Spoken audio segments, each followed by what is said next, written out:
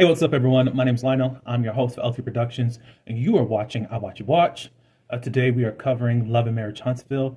This is season 11. I don't know what episode this is, unfortunately, but this is the second week of April of 2026. I appreciate everyone for coming to my channel. Please like this video. You can also subscribe, share this video, and leave your comments below. Let's get into this episode. What I will say is that I had fun watching this episode because I was seeing a lot of folks doing stuff that they normally don't do. But hey, I like it.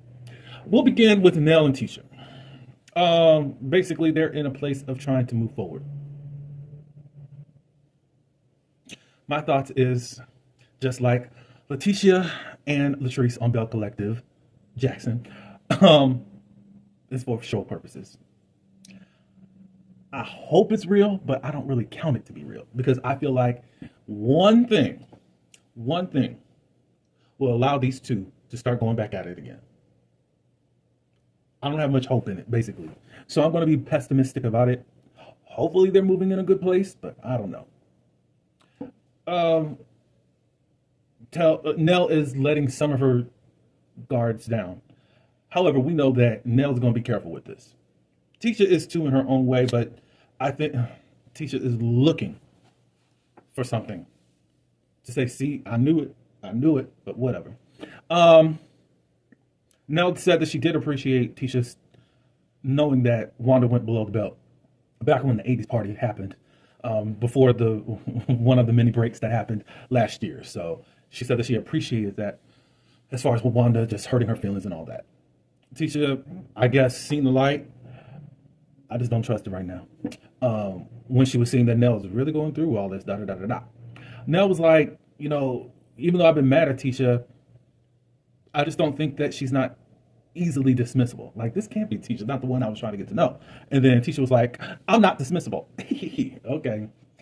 So, again, hopefully they're going in a good direction, but I don't believe it. I got to see a whole lot more for me to start believing. Okay. Maurice and Kimmy. They're looking at properties that they have that they need to get together.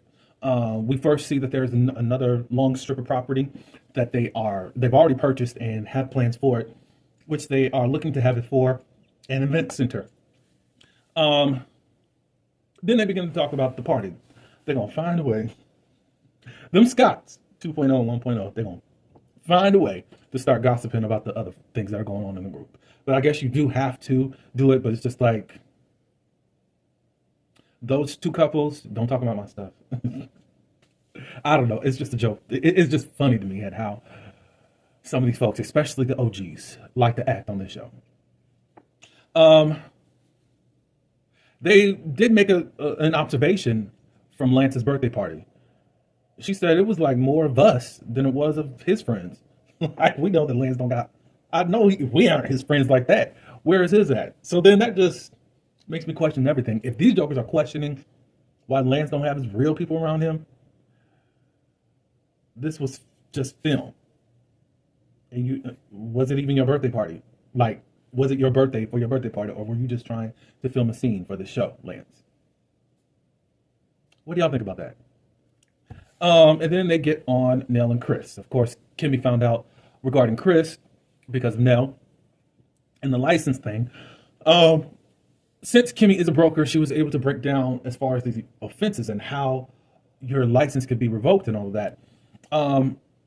She said that when there's an issue, you have time to clean it up. And I'm paraphrasing.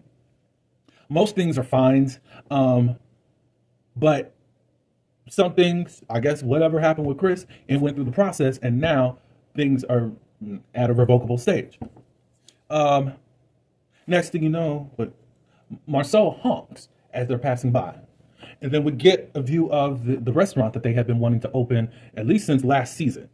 If y'all remember, there was even a taste testing of some of the foods and all of that. I don't know if Stormy was still here. Not for sure. But anyways, yeah. No, that one girl that got on my nerves, Mel's friend, came along. That got on the trip and is, no. We didn't like her. Well, I didn't like her. I'll say that much.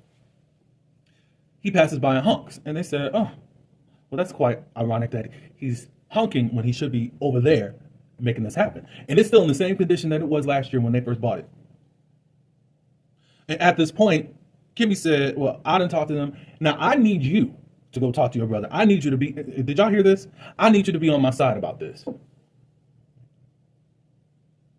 I'm so sick of picking apart these Scots. I don't know if I have much for Kimmy because you still want to be in the mess. You got to push your husband to be on your side. Now, I know all the time he likes to be combative because he likes to argue and he wants to be right in everything. But this project should be just as concerning to you, Maurice Scott, as it is your wife. It's your business venture. Unless you're not really in it and it's really Kimmy's thing. Because we're going to talk about motivation later on. Is this a Kimmy project that she's allowing you to be a part of? And that's why you're not motivated? We're going to talk about that in just a second. Because I don't understand why she got to say for you to have her back. Y'all supposed to be one. To having the whole two become one.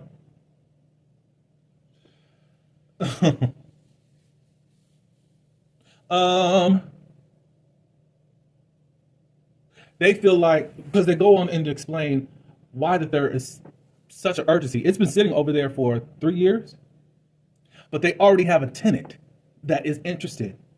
And we find out later, okay, Marceau, let's stop.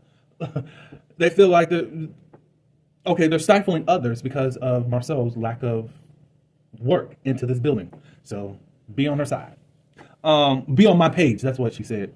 But I forgot to say something about Chris. In the confessional with the Scots 2.0, Kimmy says that, I could possibly help out Chris if he was transparent. And then Maurice was like,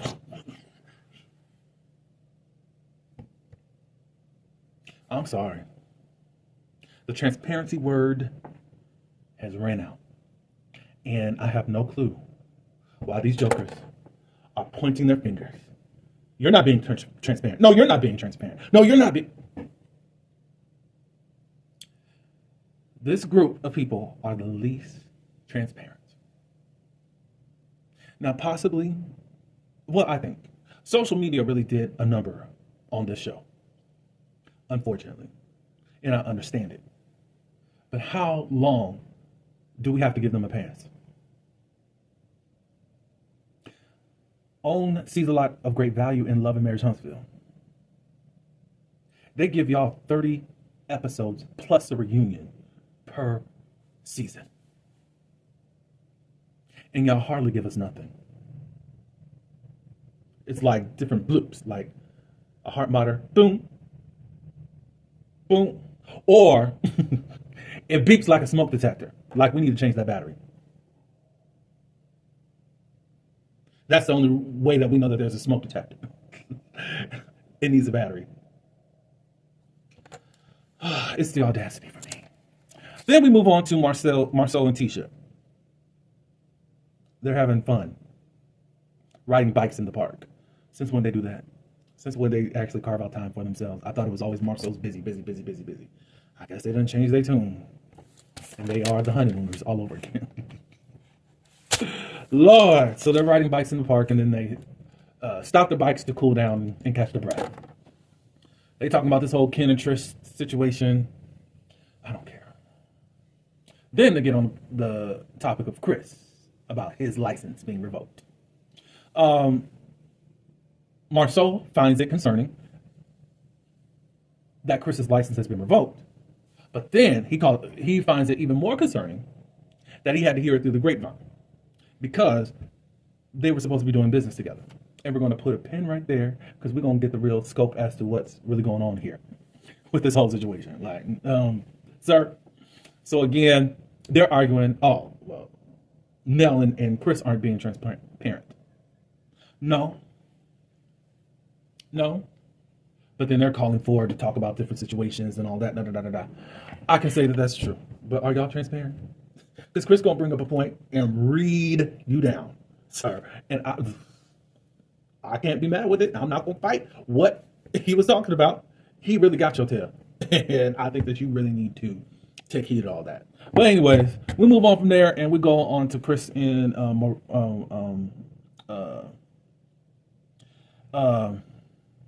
Chris and Marcel. They go to the plaza that Marcel has, and it looks like most of the office units are just about done. So he says that he's got to slow things down here because he don't want Tisha to feel slighted because her office isn't done as of yet. And then next thing you know, Marcel brings up, hey, I heard about your license. And we were talking about doing business together, and you didn't tell me. And basically, what was that? And Chris was like, well, now, we talked about over a year ago about possibly doing business. It has not gone past a conversation. We don't have nothing on the table, nothing. There's been no confrontation. It was just chatter at that point. And Marcel's still pushing the issue like, well, I think that's not really good if you're not telling me about something, if we definitely were going to be in business, but we weren't going to be together in business. We haven't said, hey, I got a project here. Why don't we do this together? It hadn't even got to that point. So basically, as I was just saying, it was just chatter amongst each other. All that type of stuff. Hey, we should do business together. That's all that is. And then Chris ended up clapping back because he's hearing how Marcel wanted to talk to him about this mess. And he said, well, did you tell me about your lawsuits? Marcel said, no, I'm not the plaintiff. Because Marcel was getting sued. He don't want to talk about that. Remember that season? It was like season 8 or 9 when he mentioned it, if y'all remember, but he didn't want to talk about it. He never wants to talk about anything. But Chris and Nell needs to be transparent and open about everything. And Chris was like, did we sign any papers for anything? I'll be open who I need to be open with, and all I need to be open and transparent with is my family and the people I'm actually doing business with in regards to all that. You don't need to know anything about anything. So Marcel said, I thought what was really holding us back from any type of business is because our wives weren't getting along. It was. I wish they would have filmed that scene, because I didn't know that was the issue. But no, our wives are doing better. But really, I'm finding out that you don't give up about me. There you have it. Y'all basically just been filming scenes. Y'all are not friends. And that has been the issue for so many seasons. Not just with the Fletchers and Scotts. It's just been an issue. That there hasn't been much friendship. The Scotts are clinging to each other, but we know Kimmy can't stand Letitia. But in this hour, it's best just the veterans the OGs and the veterans just get along, and that's just that. We good over here. And Chris is like, who is you? I don't owe you nothing, Marcel was like, well, you do owe your community and all that in regards to this license that you got. As far as being a good, upstanding citizen and even being a realtor and all that. And Chris clapped back and said, look, when I put my ding on the table, eggplant, it carries weight. I'm more of a pillar in the community than you'll ever be. I said, oh, wow, Chris. Chris really stepped up to the plate. I didn't know it was in him. Because he always letting people just really disrespect him, in my opinion. Maybe y'all feel that way. I don't know. But Chris be allowing folks just to disrespect him. He done allowed Martell to do it. Remember a couple seasons ago, he wasn't getting out of his property when folks have now shown interest in buying the place or renting the place. I don't know what it was, renting or buying. He was too busy trying to, what's the word? I forgot the word. But kind of act like he owns the place and just taking his time to get up out of there. He allowed the dude to do all that and hardly was aggressive at all at getting Martell out of that place.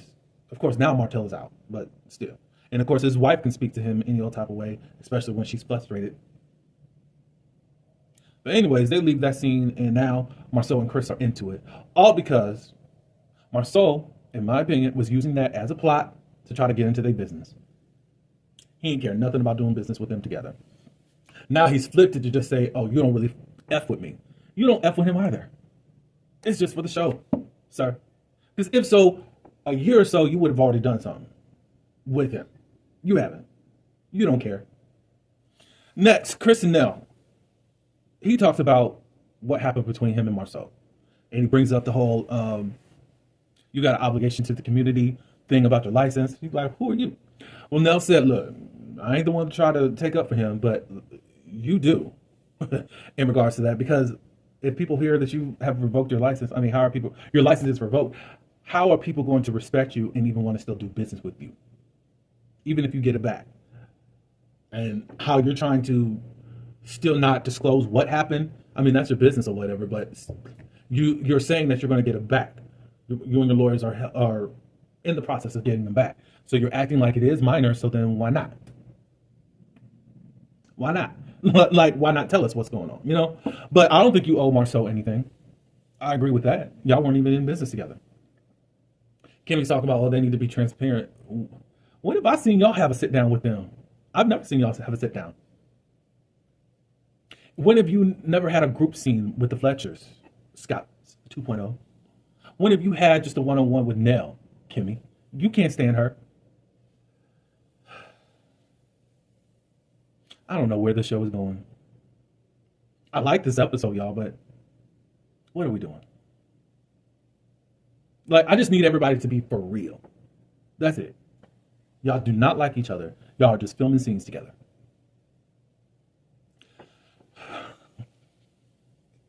We go to Scott Manor. Maurice just really set him up for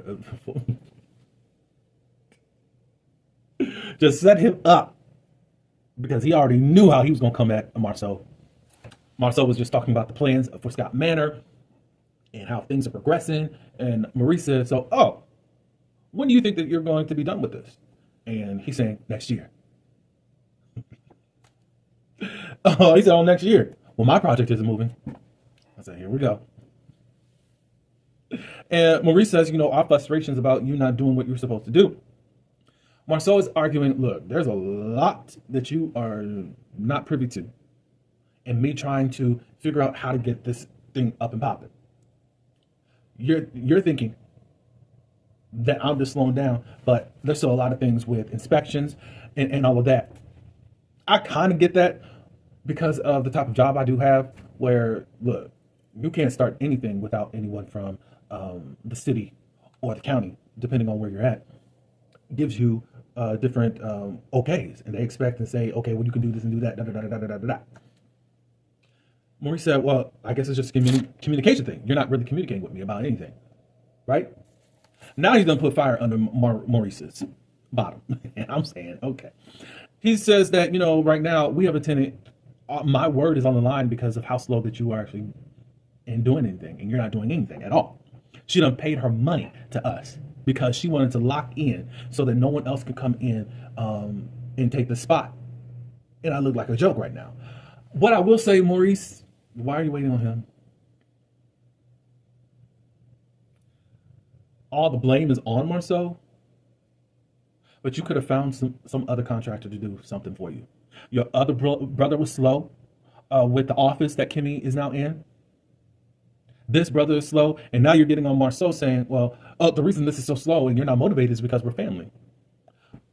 I have no fights up against that. I have no objections against that. However, the reason things aren't going anywhere is because you're not doing anything about it. Marceau was making cracks about him being in his soft era. Your soft hands. Why don't you get into the dirt and do something? True. Marceau had a little link towards him. I think that at least with the Scots 2.0, y'all say I want this allegiance to the family, giving the family all of this stuff.